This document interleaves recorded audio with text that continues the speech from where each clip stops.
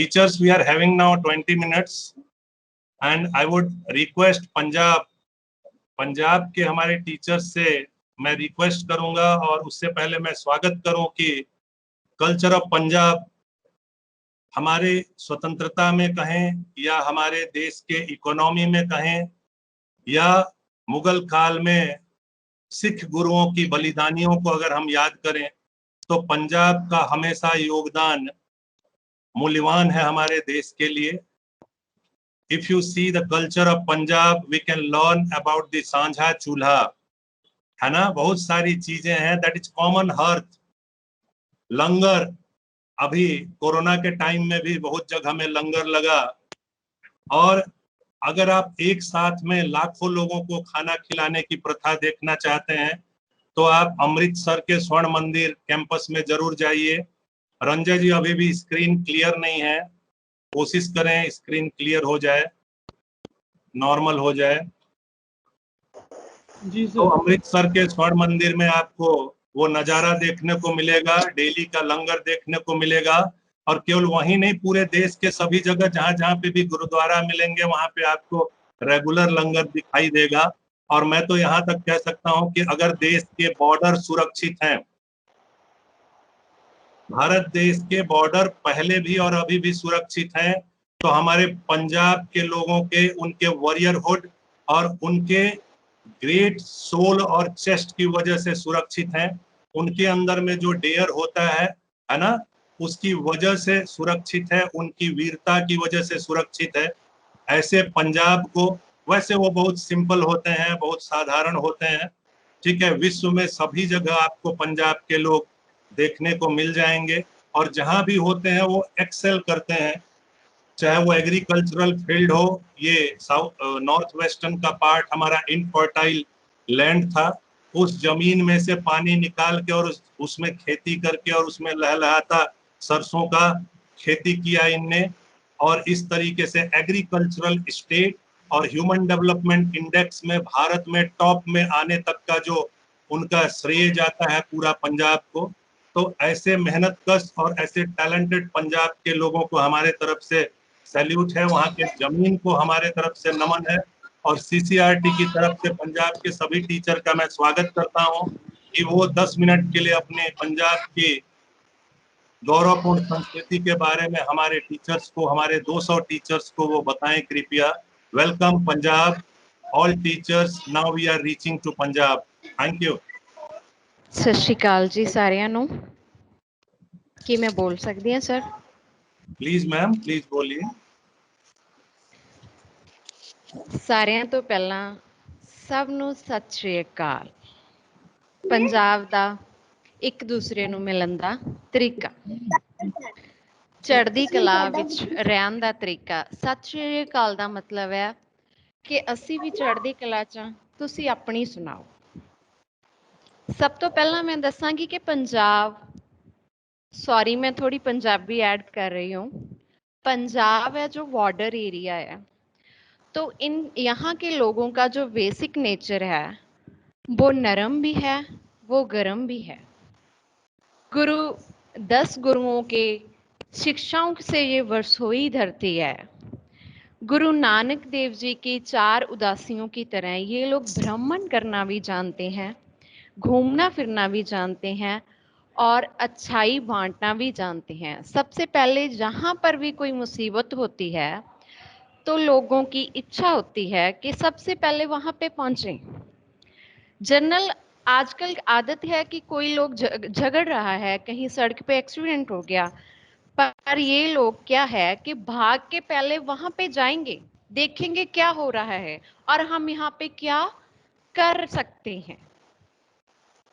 दूसरी बात, जहाँ भी जबर जुल्म हो, हमारे छठे गुरुजी गुरु हरगोविंद जी ने 2 तलवारें धारण की, मेरी और पीरी, एक दुनियावी कार्यों के लिए कि ये दुनियावी कार्य हैं, दूसरी अगर कहीं भी जबर जुल्म हो रहा हो तो उसके लिए आप चुप ना बैठे, आप बोलें। कहते हैं ना कि जबर जुल्म क्यों होता है? जब शरीफ लोग चुप रहते हैं तभी जबर जुल्म बढ़ता है। 80% लोग शरीफ होते हैं पर वो बोलते नहीं है, क्यों नहीं बोलते? क्योंकि वो सोचते हैं कि हमने क्या लेना। पर पंजाब में ये बेसिक कल्चर है कि जहां भी आपको बुराई दिखाई देती है, जहां भी जबर जुल्म दिखाई देता है, वह लोग भाग के जाते हैं और देखते हैं और बोलते हैं उसके खिलाफ। 10वें गुरु जी ने गुरु ग्रंथ साहिब की सिर्जना की, जिसमें 10 गुरुओं की बानी है, जो 71 की, और उसकी शिक्षा पे ये पंजाब चलता है। यहाँ पे हिंदू, मुस्लिम और सिख सब एक समान होते हैं। कई बार मैं हर प्रेज नहीं करती, कई बार एग्रेशन ऐसा बच जाता है कि हम कई बार सुनते ही नहीं। ये थोड़ी कम।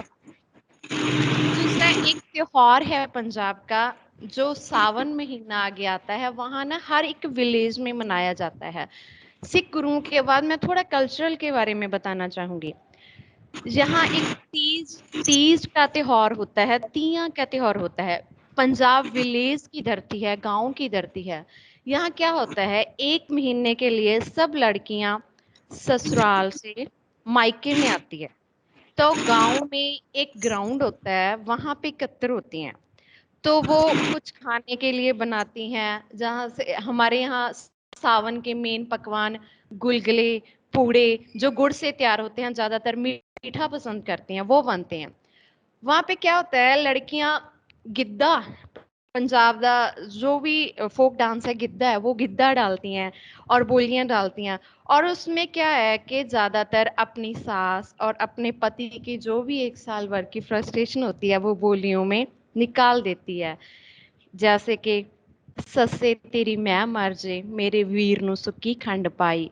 मतलब कि जो भी वर्तारा होता है, वो 1 महीने में निकाल के बाद में अपने मायके ससुराल वापस चली जाती हैं। इससे क्या है कि जो भी फ्रस्ट्रेशन होती है, वो गांव में आकर गीत के रूप में, बोलियां के रूप में, गिद्दे के रूप में निकालती हैं, और पूरे साल भर अपने ससुराल में प्यार बना रहता है। Thank you. तो ज्यादा समय नहीं है, हमारे साथ डॉक्टर वेद प्रकाश गौर, हमारे नेक्स्ट रिसोर्स पर्सन जो है वो जुड़ चुके हैं। और गौर sir, with your prior permission, हमारे पास चूंकि समय है 5-6 मिनट का, always they maintain our Indian tradition with full of modernity. If you see the southern part of our country and society within southern part, South Indian states में अगर आप देखेंगे, they are very traditional in their way of life, but through their brain they are very talented, very modern, है ना? आपको simple NEET dhoti kurta में मिलेंगे, लेकिन नासा के साइंटिस्ट भी मिलेंगे। तो हम पंजाब को पूरा नहीं सुन पाए, कोई बात नहीं, सीसीआरटी के प्रोग्राम्स कंटिन्यू रहेंगे, पंजाब का संस्कृति का डिस्कशन भी कंटिन्यू रहता है सीसीआरटी के साथ में। Thank you Harpreet ma'am. और हम चलते हैं केरला तेलंगाना की ओर। सो 2 टीचर्स फ्रॉम साउथ रीजन में kindly present cultural components from your place. Welcome Kerala Telangana. I am Lalita from Telangana, sir. Sir, जैसे तेलंगाना की बात आती है तो हमें फौरन याद आता है हमारे बतकम्मा फेस्टिवल सर। इस फेस्टिवल में तरह तरह के फूल, अभी ये फेस्टिवल सितंबर एंडिंग से शुरू होकर अक्टूबर तक चलता है सर, 10 दिन तक। और इस फेस्टिवल में तरह तरह के फूल कलेक्ट किए जाते हैं, और ये फेस्टिवल हम लोग स्कूल्स में भी सेलिब्रेट करते हैं सर। बतकम्मा माने गौरम्मा को हम पूछते हैं सर। और ये फेस्टिवल बहुत अच्छी तरह से स्कूल्स में भी सेलिब्रेट करते हैं सर। वो फेस्टिवल का सीजन अभी से शुरू हुआ है सर। हमें आषाढ़ माह में हमारे तेलंगाना के पेद्दम्मा वहाँ गोलकोंडा में टेम्पल है सर, वहाँ पे शुरू हो गया है फेस्टिवल। हर संडे के दिन बहुत बड़ी पूजा होती है वहाँ पे। तो we celebrate many festivals. Dussehra पे भी हम बहुत बड़ा। फेस्टिवल का नाम क्या बताया मैम आपने? फेस्टिवल का नाम जो आप? बतकम्मा सर। ओके, ठीक है मैम, आगे बताएं। दशहरा को भी यहाँ पर रामलीला होती है, और हम हमारा जो राष्ट्रीय बर्ड है पालापिट्टा, उसे देखने भी जाते हैं और सारे हमारे रिलेटिव्स को मिलने भी जाते हैं। ऐसे इंटीग्रिटी रहती है सर। कभी आए यहाँ पे भी बहुत सारे ऐसे देखने के प्लेसेस हैं सर। टूरिज्म भी यहाँ पे बहुत अच्छा है। कभी तेलंगाना आए तो आप देख सकते हैं सर। हैदराबाद में भी बहुत सारे हैं sir. Thank you sir. Thank you ma'am. Telangana Hyderabad में CCRT रीजनल सेंटर है और जैसे रिज्यूम होगा हम पूरे देश से टीचर्स वहाँ ज्वाइन करते हैं हमारे प्रोग्राम्स को, तो जरूर वहाँ पे हमारे टीचर्स आएंगे और आपको तत्कम्मा का तेलंगाना के सभी लोगों को बहुत सारा बधाई CCRT की ओर से। Any other participants from Telangana, if you can describe about the culture of Telangana, may please come up. Sir मैं बताना चाहती हूँ तेलंगाना हेरिटेज एंड कल्चर के बारे में। सर सुनाई दे रहा है सर? बिल्कुल सुनाई दे रहा है, आप कंटिन्यू करें ma'am please. Sir good morning to all sir. नमस्कार, नमस्कारम। सर तेलंगाना के बारे में थोड़ा से पॉइंट्स मैं भी बताना चाहती हूँ।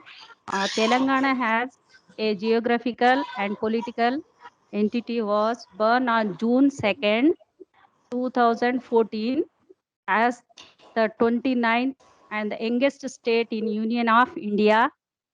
16 historical places in Telangana. Emblem of Telangana in South India. The arms has the Kakatiya Kalatoranam in the middle and the Charminar inside it. Kakatiya Kalatoranam, also called Warangal Gate, is a historical arch in the Warangal district. The arch was built around 12th century during the rule of the Kakatiya dynasty. The monument was included in the attentive list for UNESCO World Heritage Site. Jai Jai Hai Telangana is the state song of the Indian state of Telangana. Telangana dance forms, Gussadi, Kuchipudi, Tribal, Dimsa, Lambadi, Burrakatha, Uggukatha. These are the Telangana dance forms. Official dance of Telangana, Perini Shivatandavam, is an ancient dance form from Telangana. It is originated and prospered in Telangana during the Kakatiya dynasty.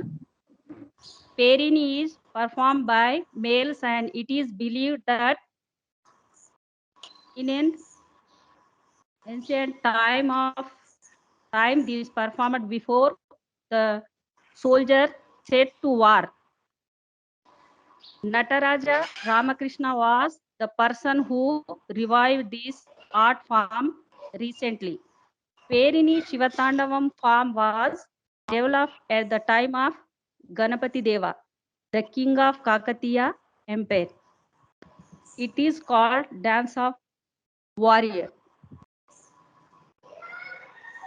और sir मैं अभी madam ने बतुकम्मा के बारे में बताया गए है।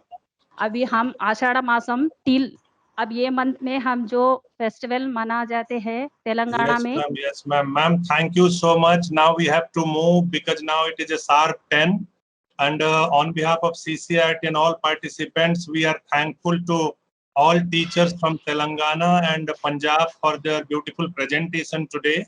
And allow me to move for the program now.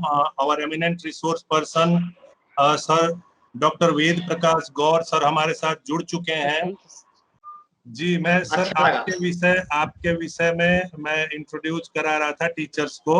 Ji sir. तो टेक्निकल प्रॉब्लम्स है थोड़े बहुत सर, उसके लिए मैं क्षमा चाहता हूँ। कोई बात नहीं सर, ये तो हमारे साथ आने के लिए। जी। डॉक्टर वेद प्रकाश गौर ने MA किया हिंदी में, अंग्रेजी में और समाज शास्त्र में। सर ने PG डिप्लोमा पत्रकारिता में किया। राजभाषा की दशा एवं दिशा में सर का MPhil थीसिस है। सर ने MPhil किया राजभाषा हिंदी विषय पर और सर की PhD भी राजभाषा हिंदी का अतीत, वर्तमान एवं भविष्य ऐसा गहन सब्जेक्ट सर ने अपने पीएचडी के लिए चयन किया। सर का कार्यानुभव अगर देखें तो 23 वर्ष की आयु में सर गौर ने यूपीएससी से सहायक निदेशक राजभाषा सर चुने गए और श्रम मंत्रालय के ईएसआईसी के उत्तर प्रदेश कानपुर क्षेत्र में राजभाषा कार्यान्वयन को सुदृढ़ किया। 1990 तक तकनीकी विभाग में कारणों से त्याग पत्र देकर पुनः यूपीएससी से केंद्रीय राजभाषा सेवा कैडर में सहायक निदेशक के पद पर सर आए। मतलब सर ने 2 बार यूपीएससी क्वालिफाई किया अपने विषय में। और युवा मामला, खेल विभाग, श्रम मंत्रालय, विज्ञान एवं प्रौद्योगिकी मंत्रालय में राजभाषा मामलों को सुदृढ़ किया सर गौर ने। तत्पश्चात यूपीएससी से समय समय पर गृह मंत्रालय के उत्तर क्षेत्र, दक्षिणी क्षेत्र, पूर्वी क्षेत्र में राजभाषा के क्रियान्वयन और उनके क्षेत्रीय कार्यालयों सभी की अध्यक्षता की सर ने।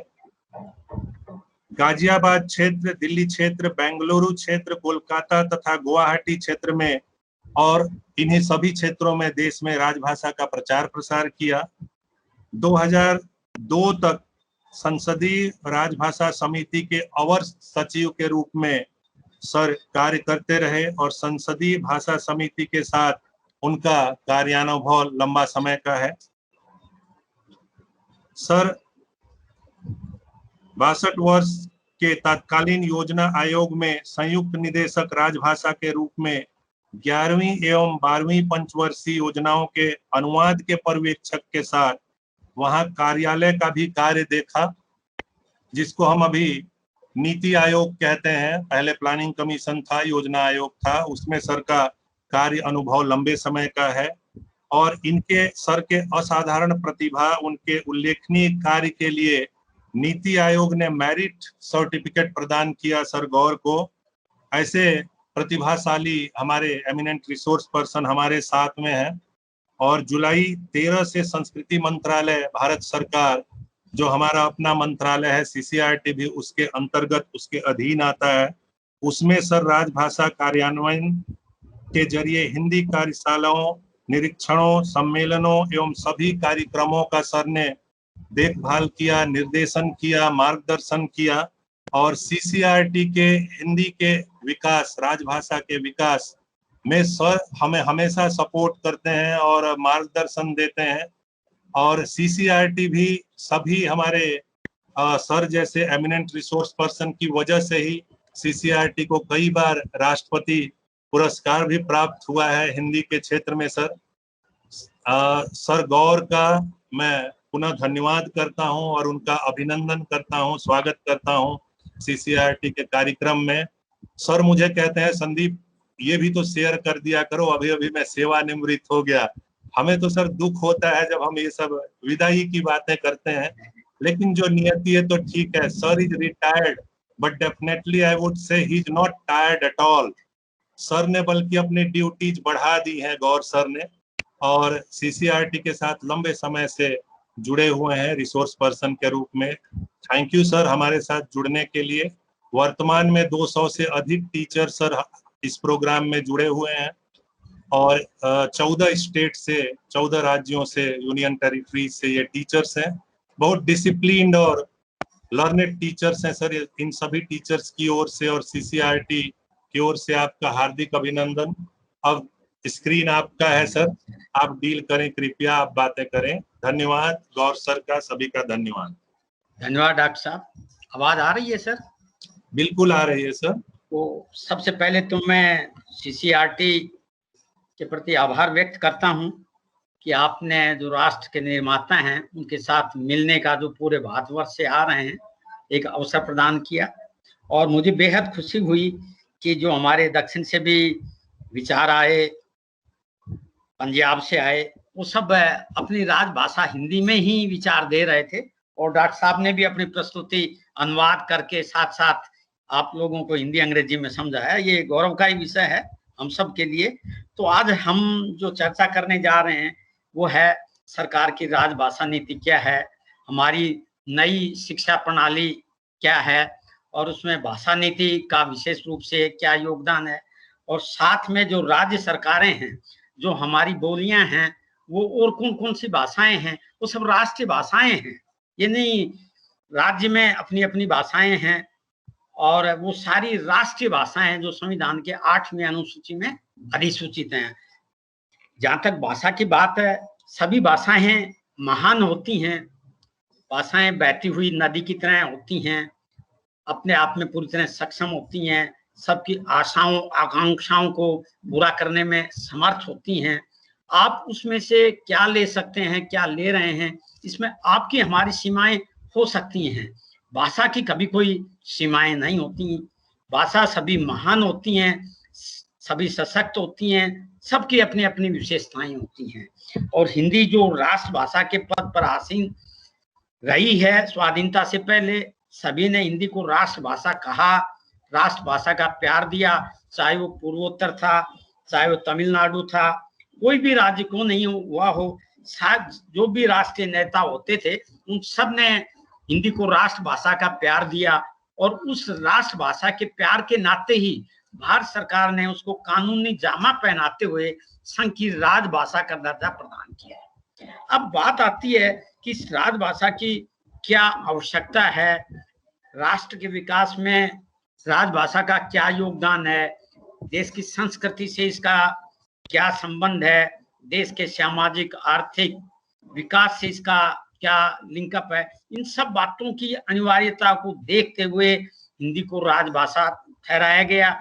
और किसी भी मतलब राजभाषा का होना एक राष्ट्र के लिए जैसे एक राष्ट्रीय ध्वज होता है, राष्ट्रीय पक्षी होता है, उसी तरह ही राजभाषा का होना भी बहुत ही न्यायित होता है। अगर आपका राष्ट्रीय ध्वज है लेकिन राष्ट्रभाषा नहीं है तो भी कुछ नहीं होगा। इसलिए हमारी भारत सरकार तो पहले से ही राष्ट्रभाषा का दर्जा प्राप्त था, और राष्ट्रभाषा के का मतलब है राष्ट्र की जनता दिल से चाहती है। जब कोई भाषा एक राज्य की सीमा को पार करके सभी राज्यों तक अपने आप को पहुंचा देती है, उनके शिक्षा का केंद्र बन जाती है और उनके अभिव्यक्ति का माध्यम बन जाती है, उस भाषा को बोलकर वो पूरे भारत में आवागमन कर पाते हैं, तो वही राष्ट्रभाषा का मतलब एक राष्ट्रभाषा का रूप ले लेती है।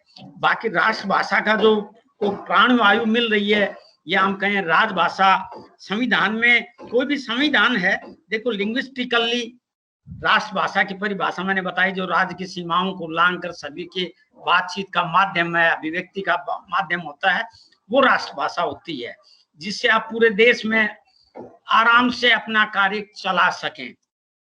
तो लिंग्विस्टिकली राजभाषा। लेकिन जब कानूनी बात आती है संविधान की, तो उसमें राजभाषा दिया जाता है। अगर राजभाषा का कोई अपमान होता है, कोई भी बात है, या हम नीति के आदेश निकालते हैं कि 14 सितंबर को हिंदी दिवस मनाएंगे, गवर्नमेंट की पॉलिसी है कि आप राष्ट्रीय पर्व पर किस में राष्ट्रपति हमारे भाषण देंगे, प्रधानमंत्री किस में भाषण देंगे। जब हम केरला में कोई पत्र भेजते हैं, अगर उसमें हिंदी नहीं आती, किसी को दिक्कत भी है, तो केरला तो वैसे हिंदी अनिवार्य है, आजकल तो तमिलनाडु में भी हिंदी का बहुत ज्यादा प्रचलन है। और मुझे खुशी है कि भारत सरकार ने मुझे अच्छा मौका दिया। मुझे दक्षिण का भी मैं उपनिदेशक कार्यान्वयन रहा राजभाषा का, बंगलोर से आंध्रा, कर्नाटका, केरला, तमिलनाडु को देखते थे, तो आज वहाँ हिंदी का प्रचार प्रसार बहुत ही आगे बढ़ रहा है। आज उनके अंदर एक आकांक्षा है जगह जगह हिंदी सीखने की, और जगह जगह लिखा होता है कि हिंदी ट्यूटर अवेलेबल। कितने गर्व की बात है। आप हिंदी की कोई पुस्तक की दुकान है तो वहां लिखा जाता है हिंदी पुस्तक मंदिर।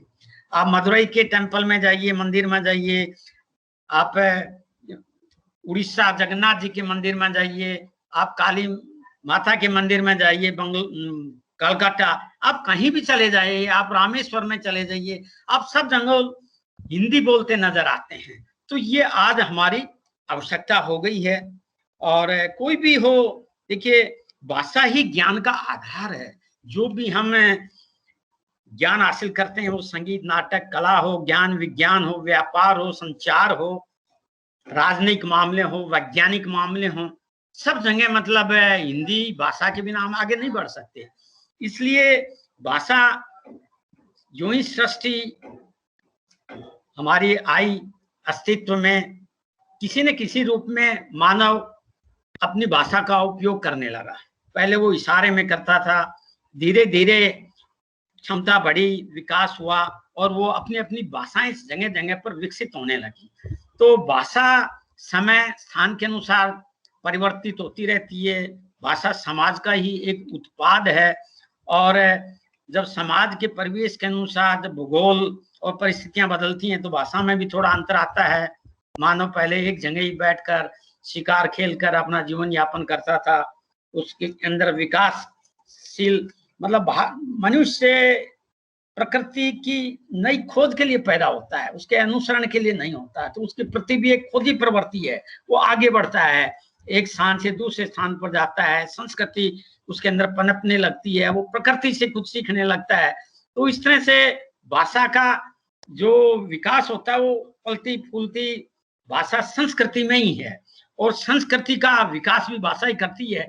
तो संस्कृति का ये, भाषा का ये एक सिक्के के दो पहलू हैं। और बाहर जैसे महान राष्ट्र की तो संस्कृति एक अपने आप में बेजोड़ है।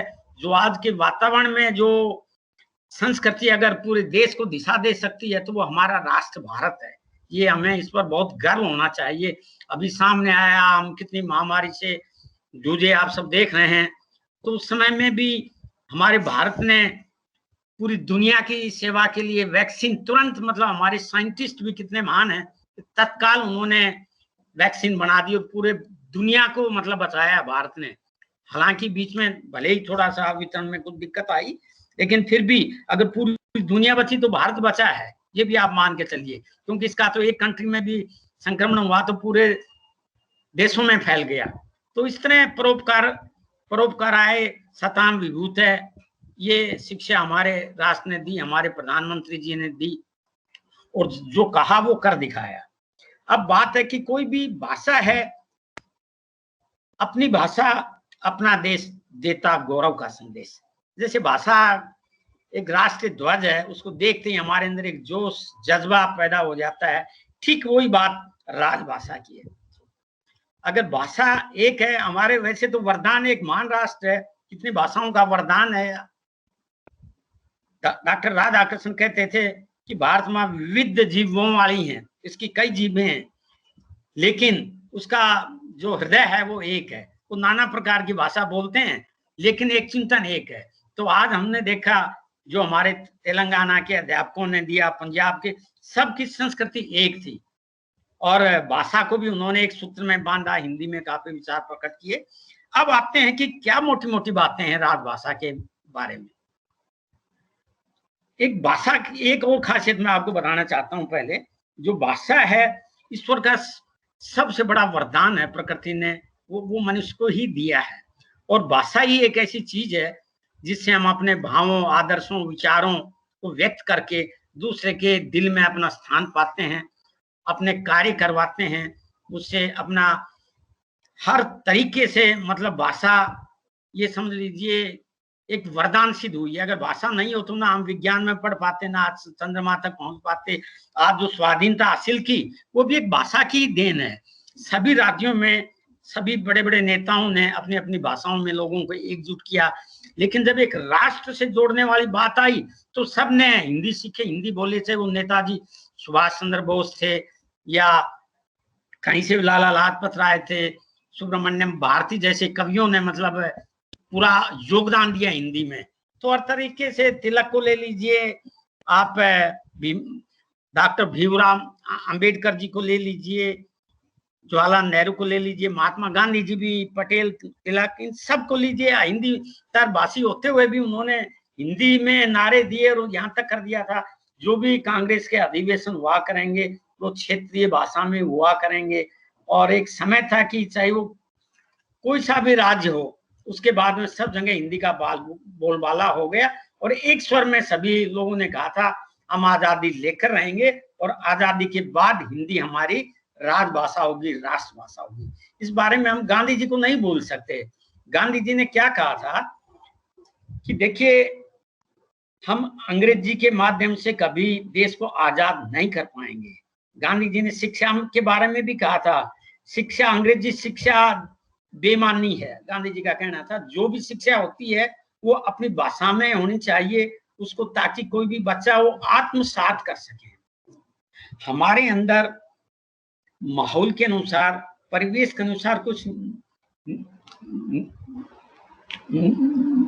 भाषा की इंस्टिंक्ट्स कुछ होते हैं, और वो इंस्टिंक्ट्स न्यूरॉन्स कहूंगा साइंटिफिकली। तो वो जो न्यूरॉन्स हैं वो माहौल के अनुसार पैदा होते हैं। वो कभी मतलब एक विदेशी भाषा को ग्रास्प नहीं कर पाएंगे, उनके लिए बड़ा मुश्किल है। और यही कारण है कि कोई भी व्यक्ति सपना लेता है तो वो अपनी भाषा में लेता है। वो आप तेलंगाना के हैं तो अपनी माँ की भाषा में लेंगे, आप केरला के हैं तो मलयालम में सपने लेंगे, अगर आप मणिपुर के हैं तो मणिपुरी में लेंगे। अंग्रेजी में कोई सपना शायद किसी को आता हो, क्योंकि हमारे अंदर उसके न्यूरॉन्स नहीं होते हैं। और दूसरी बड़ी बात यह है, आइंस्टाइन ने कही थी कि हम जब कोई भी मतलब कार्य कर रहे हैं तो हम मुश्किल से अपने दिमाग का 2% ही उपयोग कर पाते हैं। बड़े बड़े साइंटिस्ट 2% कर पाते हैं। आम आदमी तो हमारे जैसे तो हो सकता है 0.5 में चल जाओ, 0.7, 0.98 इस तरह से।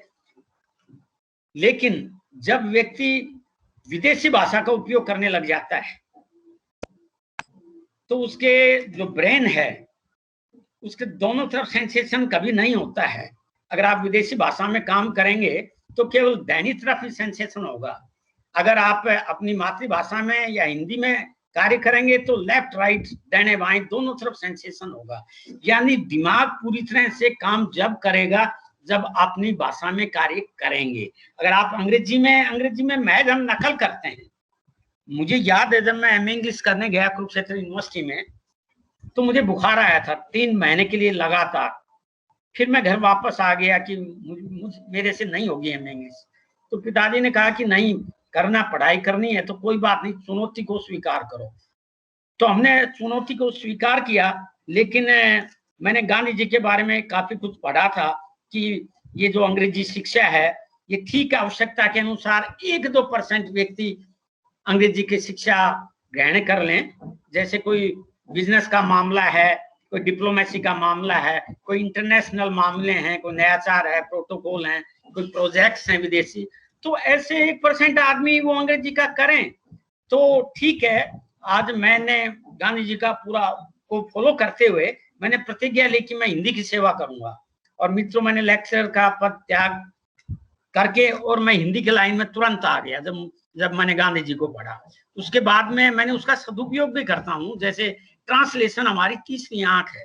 जब बड़े बड़े दस्तावेज हम आप लोगों के पास भेजते हैं तो केवल एक भाषा में नहीं होते, द्विभाषी होते हैं। जब भी पार्लियामेंट में कोई एक्ट है पास होता है, कोई नियम विनियम जो भी बनते हैं द्विभाषी में होता है। तो हर आदमी तो हिंदी अंग्रेजी में एक्सपर्ट नहीं हो सकता, तो हम तुरंत तत्काल उसको द्विभाषी में कन्वर्ट करते हैं और बाद में क्षेत्रों में भी भेजते हैं। तो ये निर्देश देते हैं कि एजुकेशन पॉलिसी है, ठीक है, हिंदी में भी है, अंग्रेजी में भी है, लेकिन राज्यों में जब जाए तो उसका अपनी अपनी भाषाओं में अनुवाद हो। इसलिए राज्यों में अपनी अपनी अकेडमियां हैं, अपनी अपनी भाषा की भाषा विभाग हैं वहां। तो वो सब कार्रवाई आगे चल रही है। और अब तो ये समय आ गया और मुझे ये कहते हुए बड़ा ही हर्ष हो रहा है कि जैसे डॉक्टर साहब ने कहा था कि भाई अब भी कार्यरत हैं। अभी मैंने रिसेंटली संस्कृति शिक्षा और राजभाषा संस्थान स्थापित किया है और उसके माध्यम से हम पूरे राष्ट्र में संस्कृति का, भाषा का और राजभाषा का पूरा प्रचार प्रसार तहे दिल से करते रहेंगे। ये सेवा हमारी जारी रहेगी। तो ये सब चीजें चलती रहनी चाहिए। इतना ही नहीं, यूएन में भी हम प्रयास कर रहे हैं। अंतर्राष्ट्रीय हिंदी समिति है तो उसका भी मुझे सीईओ बनाया हुआ है। तो उसमें भी हम विदेशों में भी ऑनलाइन आज हिंदी का प्रचार प्रसार बराबर कर रहे हैं। विश्व में आज हिंदी मतलब एक बहुत बड़े एक लोकप्रिय भाषा हो रही है। और जैसे नागरिकता होती है, हम किस देश के रहने वाले, भाषा की कोई नागरिकता नहीं होती। आज पूरी अमेरिका में पिछले 10 साल में हिंदी बोलने वालों की संख्या ये समझ लीजिए 10 गुना बढ़ रही है और बड़े चाव के साथ वहाँ हिंदी बोली जाती है। आप मॉरिशस में ट्रिनिडाड में ले लीजिए, आप जापान में ले लीजिए, जर्मनी में ले लीजिए, पोलैंड में ले लीजिए, 198 ऐसे विश्वविद्यालय हो गए हैं जहां हिंदी का पठन पाठन हो रहा है। जो भी भारत के जो भी प्रोटोकॉल नयाचार विदेशों से होते हैं तो उस सब में अंग्रेजी के साथ हिंदी होती है और वहां की भाषा का भी उपयोग किया जाता है। तो आज हिंदी तो एक जो हमारा 11वां विश्व हिंदी सम्मेलन मॉरिशस में हुआ था तो उसमें ऐसे 49 व्यक्तियों को पुरस्कृत किया गया था जो हिंदी में कार्य कर रहे हैं। प्रवासी वो अपना साहित्य प्रवासी साहित्य निकाल रहे हैं और भारतीय संस्कृति उसका विषय था मेन। तो संस्कृति भारतीय संस्कृति की आज बहुत ही तारीफ हो रही है पूरी दुनिया में। और जैसे हमारे प्रधानमंत्री जी ने कहा कि भाई भारत जो सोने की चिड़िया था हम पुनः उसको सोने की चिड़िया बनाना चाहते हैं और उसमें हिंदी हमारी बहुत ही अग्रणी भूमिका निभाएगी। और इतना ही नहीं, जो विश्व गुरु की गरिमा थी वो भी हम प्राप्त करेंगे। भारत की विधाएं थी नालंदा तक्षशिला विक्रमशिला, यहाँ तो पूरी दुनिया के लोग पढ़ने आते थे।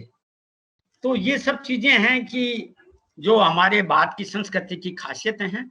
और आज जैसे आतंक छाया हुआ है पूरे विश्व में, एटम बम पर हम बैठे हुए हैं, तो इन परिस्थितियों में जो हमारी भाषा है वो हमारी संस्कृति का प्रचार प्रसार कर रही है। और पूरी दुनिया आज मतलब विश्व हिंदी दिवस भी मनाया जाता है 10 जनवरी को, आपको बता दें पूरी दुनिया इसको आज मना रही है। और वो भारतीय संस्कृति को हासिल करना चाहती है, उसके लिए हिंदी सीख रही है। मल्टीनेशनल कंपनियां आ रही हैं भारत से, व्यापार करना चाहती हैं, तो आज एक व्यापारिक भाषा बन गई। आप दूरदर्शन टीवी पर आप पाएंगे, आकाशवाणी पर 50% अंग्रेजी को 50% हिंदी को टाइम दिया गया था, लेकिन वो सब खत्म हो गया। आप अंग्रेजी के चैनल भी हिंदी में समाचार दे रहे हैं, जितने भी सीरियल्स आते हैं कार्यक्रम आते हैं वो सब चैनल्स हैं वो तो सब पूरी तरह हिंदी में हो गए हैं। यहाँ तक कि आज मतलब गांधी जी कहते थे आप लोग अगर दिक्कत भी है तो जो दक्षिण भारत के हिंदीतर हैं उनको घबराने की आवश्यकता नहीं। गांधी जी कहते थे अगर भाई आप 6 महीने 2-2 घंटे अगर हिंदी सीखें तो कोई बड़ी बात नहीं है कि आप पूरी तरह हिंदी में पारंगत हो सकते हैं। और क्यों उन्होंने कही थी, जब वो दक्षिण अफ्रीका में गए थे तो गांधी जी वहां पर भी लोगों को एकजुट करके शोषण के विरुद्ध लड़ाई लड़ते थे वहां भी। तब उन्होंने ये आइडिया लिया था कि जो भी हमारे तमिलनाडु के भाई हैं, केरला के हैं, आंध्रा के हैं, तेलंगाना के, वो सब तो हिंदी में ही बात करते हैं विदेशों में, मणिपुर का हो, मेघालय का हो, त्रिपुरा के हो। तब उन्होंने आकर जब भारत आए तो उन्होंने अपने संघर्ष को तेज कर दिया था और वो समझ गए थे कि भाई जो स्वाधीनता अगर भारत को मिल सकती है तो हिंदी माध्यम से ही मिल सकती है। और मित्रों, उन्होंने खादी को राष्ट्रीय मतलब एक एकता का प्रतीक बनाया, तो हिंदी को मतलब एक हिंदी को भी राष्ट्रीय एकता का एक सशक्त साधन माना। तो ये दोनों चीजें थी जिससे स्वाधीनता आंदोलन हमारा आगे बढ़ा और जगह जगह आह्वान होने लगे, बड़े बड़े राष्ट्रीय नेता जाने लगे। गांधी जी ने पूर्वोत्तर में भी जाकर हिंदी में भाषण दिया था, तो आज भी उसका असर है कि वहां जितने भी मंचन होते हैं वो नाटक खेले जाते हैं वो हिंदी में होते हैं। वहां के शंकरदेव ने, माधवदेव दास जी ने वो सब बड़ा हिंदी का प्रचार प्रसार किया। और बर्दले जी जो वहां के एक यशस्वी मुख्यमंत्री हुए, उन्होंने बड़ा प्रचार प्रसार किया हिंदी का। मुझे पूर्वोत्तर में भी निदेशक कार्यान्वयन का मौका मिला था, तो मुझे कोई कठिनाई नहीं हुई। पूरे राज्यों में गया और उनके अंदर कूट कूट कर भारतीय संस्कृति भरी हुई थी। मुझे कोई मतलब ये नहीं लगा कि मैं पूर्वोत्तर में हूँ, मुझे दिल्ली जैसा ही लगता था, राजस्थान जैसा लगता था, तो कोई किस तरह की बात नहीं है। तो इन सब परिस्थितियों को देखते हुए भारत सरकार ने जब हमारा संविधान बना तो 26 जनवरी 1949 को सर्वसम्मति से कहा कि हिंदी संघ की राजभाषा होगी। और उसमें जो अंक हैं वो देवनागरी की भारतीय अंकों के अंतरराष्ट्रीय स्वरूप होगा। तो जिसको आप अंग्रेजी का कहते हैं, ये अंग्रेजी के अंक नहीं हैं मित्रों, ये सब अंक भारतीय अंक है, जिसको अरबिक कहते हैं। उसमें भारतीय विद्वान को बुलाकर अरब के बादशाह ने ये अंक लिए थे, तो वर्चुअली ये भारत के ही अंक हैं, इसलिए इनको भारतीय अंकों का अंतरराष्ट्रीय स्वरूप कहा जाता है। नी का उपयोग करें। और ये भारत सरकार के नियम है। फिर भारत सरकार तो, हमारी संस्कृति तो बहुत मान है, हम किसी पर सरकार चाहे तो कुछ भी नियम बना सकती है और सख्ती से पालन भी करवा सकती है, लेकिन ऐसा नहीं है। भारत सरकार प्रेम, सद्भाव, प्रेरणा के साथ हिंदी को आगे ले जाना चाहती है। अगर आप हिंदी पढ़ रहे हैं तो ये एक संकल्प आया था, मैं उसकी मोटी मोटी बातें बता दूं कि 1968 में भारत सरकार ने, पहले तो राजभाषा अधिनियम 1963 में आया कि भाई हिंदी का प्रचार प्रसार इस तरीके से किया जाएगा कि लोक सेवाओं में जो हिंदी तर है, हिंदी से जिनकी मातृभाषा अलग है, उनको कोई कठिनाई नहीं होनी चाहिए। वो इंटरव्यू अंग्रेजी में देना चाहें अंग्रेजी में दें, तमिल में देना चाहें तमिल में दें, और मलयालम में देना चाहें मलयालम में दें, कोई आपत्ति नहीं है। आज जब आईएएस बड़े से बड़े पद के लिए साक्षात्कार यूपीएससी में होते हैं तो उसके लिए इंटरप्रेटर होता है हर भाषा का। तो वो अगर किसी को दिक्कत है समझने में, बोर्ड के मेंबर्स को, चेयरमैन को, तो वो हिंदी में या अंग्रेजी में कन्वर्ट करके उनको बता देते हैं। तो गवर्नमेंट की तरफ से पूरी छूट है। अब है आपको प्रोत्साहित करने के लिए, जिनको हिंदी नहीं आती उनको सिखाने के लिए गवर्नमेंट इंसेंटिव दे रही है। अगर आप हिंदी का पेपर क्वालिफाई करते हैं तो इसके लिए 3 कार्यक्रम है, हिंदी प्रबोध, हिंदी प्रवीण, हिंदी प्राज्ञ। तो जब आप प्राज्ञ की परीक्षा पास कर लेते हैं और आपको इंक्रीमेंट दिया जाता है, एक इंक्रीमेंट, अगर आपके 95% नंबर आ जाते हैं, आपके 80% नंबर आ जाते हैं, आपके 60% नंबर आते हैं, तो उसके अलग अमाउंट पुरस्कार स्वरूप आपको दिया जाता है। और बराबर आपको जैसे कोई लेख लिखते हैं तो एक लेख भी लिखते हैं तो राष्ट्रपति अवार्ड आप ले सकते हैं, उसके लिए आप कभी भी भेज सकते हैं राजभाषा विभाग, गृह मंत्रालय, भारत सरकार को। या आप सीसीआरटी से जुड़े, आप सीसीआरटी को ही भेजिए, सीसीआरटी के माध्यम से वो राजभाषा विभाग तक पहुंच जाएंगे। आपको हिंदी में अनुवाद करते हैं। आज कितनी बेरोजगारी का जमाना है, आज एक शब्द के अनुवाद के लिए 2 रुपए मानदेय मिलता है। अगर आप 300 शब्दों का एक पृष्ठ का अनुवाद करते हैं तो 600 रुपये आपको ट्रांसलेशन का रेम्यूनरेशन मिलता है। तो देखिए कितना अच्छा है। आज डिमांड है जगह जगह, विदेशों में हिंदी अध्यापक की जरूरत है, भारतीय सांस्कृतिक केंद्र हैं, जगह जगह हिंदी अध्यापकों की नियुक्ति की जा रही है। हर कार्यालय, चाहे वहाँ 15 का स्टाफ, 17 का मिनिमम स्टाफ जहाँ भी है, वहाँ एक हिंदी ट्रांसलेटर होता है। अगर वहाँ 75 का हो जाता है तो वहाँ एक और ट्रांसलेटर होता है, और जहाँ 300 कैंडिडेट हो जाते हैं तो एक सहायक निदेशक राजभाषा और एक 3 ट्रांसलेटर। तो एक तरह से एक हिंदी सेल हर मंत्रालय में होता है। तो आपको कोई भी दस्तावेज बनते हैं तुरंत उनका अनुवाद उपलब्ध कराता है। तो हमारे भाई बहन साउथ में मैं ये कहना चाहता हूँ, जो हिंदी भाषी क्षेत्र जहाँ हिंदी का बोलबाला कम है, तो वहाँ एक ट्रांसलेटर को सीधे 60,000 रुपए की सैलरी स्टार्ट होती है, और ऐसे पद जगह जगह खाली रहते हैं। तो आप अपने भाई बहनों को, अपने छात्रों को हिंदी के प्रति प्रेरित कीजिए, तो ये मतलब उनकी मेधा को बढ़ेगा, भारतीय संस्कृति बढ़ेगी और अच्छा काम चलेगा। अब सरकार ने कहा कि भाई ठीक है, आप आदेश निकालते हैं कई तरह के, तो हमारे कुछ लोग तमिलनाडु से आते हैं, यूपीएससी से आते हैं, अधिकारी हैं, उनको नहीं आती तो क्या करते हैं।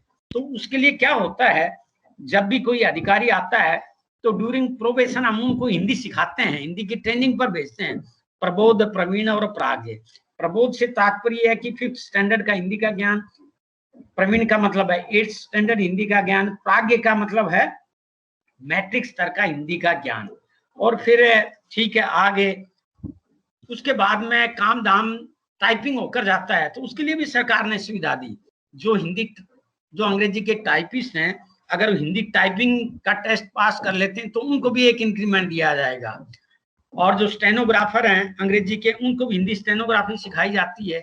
इतना ही नहीं, जो हिंदी तर भाषी है, नॉन हिंदी स्पीकिंग है, अगर वो हिंदी स्टेनोग्राफी का टेस्ट पास करते हैं तो वो डबल इंक्रीमेंट, 2 इंक्रीमेंट दिया जाता है। तो ये भारत सरकार के मतलब कुछ है, हिंदी की प्रेरणा के लिए प्रयास किए जाते हैं। अगर आपको हिंदी में मौलिक पुस्तक लेखन लिखते हैं उसके लिए भी अवार्ड दिया जाता है, कोई हिंदी में ट्रांसलेशन करते हैं उसके लिए भी अवार्ड दिया जाता है। और हिंदी को बढ़ावा देने के लिए सरकार ने क्या किया हुआ है कि टाइम टू टाइम हर 3 महीने में राजभाषा कार्यान्वयन समिति की बैठक होती है, हिंदी कार्यशालाएं होती हैं। तो उन कार्यशालाओं में नोटिंग कैसे करें, कार्यालय ज्ञापन कैसे दें, आरोप पत्र कैसे करें, डेमी ऑफिशियल लेटर कैसे लिखें, आपकी शब्दावली कैसे मतलब संपन्न बनाएं, उसको बढ़ाएं, टिप्पणियां कैसे लिखें, पत्र कैसे लिखें, कार्यालय ज्ञापन कैसे दें, ये सब सिखाया जाता है बराबर। और ये छोटे से लेकर सेक्रेटरी तक सभी अधिकारी बड़े उत्साह के साथ सीखते हैं और इससे एक बड़ा ही भव्य वातावरण होता है। और उसके साथ उनका फीडबैक लेते हैं, परीक्षाएं भी होती हैं और उसमें अवार्ड भी दिया जाता है। संगोष्ठियां भी टाइम टू टाइम करते हैं और जब भव्य संगोष्ठियां होती हैं तो उसमें भी अवार्ड हिंदी भाषी जो जिनकी मातृभाषा हिंदी है उसके लिए अलग प्रतियोगिताएं होती हैं और जिनकी मातृभाषा हिंदी से अलग है उनके लिए अलग। अगर 10 अवार्ड हिंदी भाषी को दिए जाएंगे, 10 अवार्ड जो दूसरे मतलब जिनकी मातृभाषा हिंदी नहीं उनको भी दिए जाते हैं, बल्कि ज्यादा प्रोत्साहन जिनकी मातृभाषा हिंदी नहीं है उनको दिया जाता है। तो हर तरीके से आपका पूरा ध्यान रखा जाता है। मुझे केंद्रीय विद्यालयों के संसदीय राजभाषा समिति में निरीक्षण के दौरान काफी मौका मिला, लेकिन मैं ये देखता था केंद्रीय विद्यालय चाहे वो विशाखापट्टनम में मैंने देखा या तिरुवनंतपुरम में देखा या मणिपुर में देखा, वहां सब हिंदी जानते थे। वहां हिंदी अध्यापक को ये राजभाषा अधिकारी नियुक्त कर दिया जाता है और सब ये नियमों का पालन होता है। इसके अलावा सब जगह नगर राजभाषा कार्यान्वयन समितियां हैं। पूरे भारत में 450 से भी ज्यादा नगर राजभाषा कार्यान्वयन समितियां हैं, उनको बोलते हैं town official language implementation committee. तो वो पूरे अपने नगर में हिंदी को कैसे बढ़ाएं, इसके लिए संगोष्ठियां करें, टाइम टू टाइम काव्य सम्मेलन करते हैं, क्योंकि काव्य सृजन में भी आप आगे आकर अपनी संस्कृति को बढ़ाते हैं, मेल मिलाप करते हैं आपस में। तो इस तरह के हर उनको तिमाही रिपोर्ट भेजते हैं। जब कोई भी केंद्र सरकार का कार्यालय है जहां भी 10 का स्टाफ है तो वहां नगर राजभाषा कार्यान्वयन समिति होती है। तो ये गवर्नमेंट की मोटी मोटी बातें हैं जो हिंदी के विकास के लिए टाइम टू टाइम कर रहे हैं। अब हम आते हैं कि क्षेत्रीय भाषाओं के बारे में, फिर आपकी शिक्षा नीति के बारे में भी हम चर्चा करेंगे और फिर आपको भी समय देंगे कि आप शिक्षा नीति के बारे में, माध्यम के बारे में, आप राजभाषा नीति के बारे में और बाकी राष्ट्रीय भाषाओं के बारे में कोई भी बात करना चाहें उसके लिए अलग आपको समय दिया जाएगा 10-15 मिनट का। अब हम आते हैं कि कौन कौन सी भाषाएं 8वीं अनुसूची में अधिसूचित हैं, दे आर नोटिफाइड लैंग्वेज। पहले जब गांधी जी ने कहा था कि भाई ठीक है हमने स्वतंत्रता हासिल कर ली तो देश प्रगति कब करेगा, देखिए मैंने आपसे पहले ही कहा था भाषाएं सभी महान होती हैं, तो ये कोई छोटी बड़ी भाषा नहीं होती है। हमारे लिए मलयालम भी उतनी महत्वपूर्ण है जितनी कन्नाडा उतनी मणिपुरी है, उतनी कश्मीरी है, उतनी डोगरी है, उतनी संथाली है। तो ये सभी भाषाएं महान हैं, उतनी उर्दू है। तो ये सब चीजें हैं, ये सभी भाषाएं गांधी जी ने कहा था अपने अपने राज्यों में जो बच्चों की शिक्षा दीक्षा होगी वो अपनी मातृभाषा में होगी। गांधी जी पर भी हम चर्चा डिटेल में करेंगे कि पहले गांधी जी का क्या शिक्षा के लिए कंसेप्ट था। तो पहले भाषा के नाते चर्चा कर लेते हैं। तो गांधी जी कहते थे अपने अपने राज्यों में अपनी अपनी भाषाओं में शिक्षा राज्य खुद तय करे और उसकी भाषाओं में बच्चा पढ़ेगा तो उससे जो अपने भाई बहन से बातचीत करता है, तो अपने दोस्तों के साथ बातचीत करता है, जिसमें वो सपने लेता है, तो उसमें ज्यादा अगर अध्यापक पढ़ाएंगे तो बच्चा ज्यादा सहज महसूस करेगा। तो उसको नई शिक्षा नीति की जब बात करेंगे उसमें भी हम आएंगे। तो बच्चों की शिक्षा दीक्षा अपनी भाषा में होनी चाहिए, ये गांधी जी का था। और गांधी जी तो कहते थे कि भाई ये अंग्रेजी तो कितने लोग जानते थे, कोई भी नहीं जानता था। देखिए किसी भी राष्ट्र के लिए संस्कृति बहुत महान होती है और जिसकी संस्कृति महान है वो पूरी दुनिया में मतलब उसका सम्मान होता है। अगर आपकी कोई संस्कृति नहीं तो फिर कुछ भी नहीं है।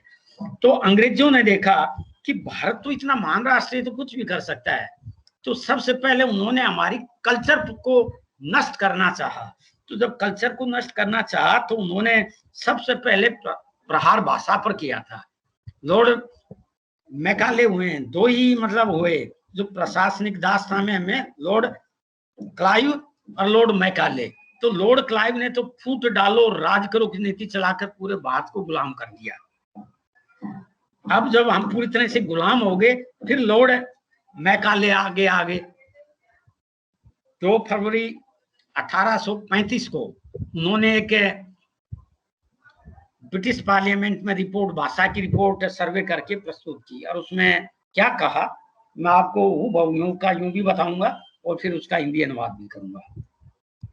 उन्होंने कहा था, I have travelled across the length and breadth of India, I have found no person who is think such a wealth, people of such caliber, such spirituality, in such circumstances we shall not be able to conquer this country. So I suggest to break the very backbone of this country, which is her spiritual heritage, old ancient education system. तो उन्होंने कहा कि मैं पूरे भारत का और छोर का निरीक्षण किया, यहाँ के लोग बड़े मेधावी हैं, यहाँ की आध्यात्मिक आधारशिला पर टिका हुआ ये राष्ट्र है, और लोग मतलब बड़े ही खुशहाल हैं। इन परिस्थितियों में हम इन पर ज्यादा दिन राजपाट नहीं कर पाएंगे जब तक हम इनकी रीढ़ को नहीं तोड़ दें। वो रीढ़ क्या है? हमारी स्पिरिचुअलिटी, हमारा ओल्ड एंशिएंट एजुकेशन सिस्टम। तो ये सब करेंगे तो क्या परिणाम निकलेगा? These Indians will forget their self-esteem and love for their motherland and be a dominated country. कि ये सदैव अपने प्यार को, अपने स्वाभिमान को, मातृभूमि के प्यार को भूल जाएंगे और सदैव हमारे गुलाम हो जाएंगे। तो मित्रों, वो हम गुलाम हो गए आज अंग्रेजी। कितने लोग अंग्रेजी जानते हैं? मैं किसी भाषा की क्रिटिसाइज नहीं करता, भाषा सभी मान होती हैं, मैं पहले ही कह चुका, और गांधी जी भी कहते थे कि भाई ठीक है, उन्होंने कहा शिक्षा का माध्यम हिंदी होना, अपनी भाषा होना चाहिए, हिंदी भाषी क्षेत्र में वहां हिंदी कर दो, बाकी तमिल, तेलुगु, कन्नड़, मलयालम, मणिपुरी, कश्मीरी, डोगरी, संथाली, ये सब करिए, क्या दिक्कत है? बच्चे अपनी भाषा में, जिसमें माँ बाप से बात करते हैं, मित्रों से बात करते हैं, तो ज्यादा परिपक्वता आएगी। और उन्होंने कहा था, अगर मैं तानाशाही होता तो मैं तुरंत शिक्षा मतलब पूरी तरह से अंग्रेजी को खत्म कर देता, और अंग्रेजी के प्रोफेसर अगर नहीं मानते इस बात को तो मैं सबको निलंबित कर देता। उनके ये थे। गांधी जी को बड़ी ग्लानि होती थी। क्यों होती थी? उन्होंने कहा कि मैं ये नहीं चाहता कि हमारे, अंग्रेजी ठीक है, उन्होंने कहा हमारे युवक युवतियां अंग्रेजी का पठन पाठन करें, साहित्य का आनंद लें, जर्मनी भी सीखें, जापानी भी सीखें, रशियन भी सीखें, सभी भाषाओं का ज्ञान हासिल करें, लेकिन अपने घर में उस संस्कृति को मनोरंजन की दृष्टि से लें, ज्ञान हासिल कर लें, लेकिन उसका जो प्रसाद है, जैसे दयानंद सरस्वती, विवेकानंद, राजा राममोहन राय ने सब कुछ वो अपनी भाषा में प्रचार प्रसार किया, तो वो अपना प्रचार प्रसार अपनी भाषा में ही करें।